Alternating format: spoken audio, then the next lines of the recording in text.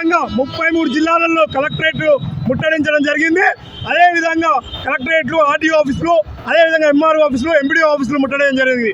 8,000 కోట్ల రూపాయలు విడుదల చేయకుండా 27 నెలలు గడుస్తున్న రాష్ట్ర ప్రభుత్వం వచ్చే 27 నెలలు గడుస్తున్నా కానీ ఒక్క రూపాయి కూడా ఈరోజు కొరకేయలేదు. అంటే బీసీలు చదువుకోవద్దు, ఊర్లల్లో బర్రెలు, గొర్రెలు, పశువులు కాసుకోవాలని రేవంత్ రెడ్డి గవర్నమెంట్ ఆలోచన చేస్తుంది. ఎందుకంటే ఈ బీసీలు కృష్ణన్న గారు పెట్టించిన ఫీజు రియంబర్స్మెంట్ వల్ల, అదేవిధంగా 6,000 హాస్టల్ పెట్టించారు, అదేవిధంగా గురుకుల పాఠశాలలు పెట్టించారు కృష్ణన్న.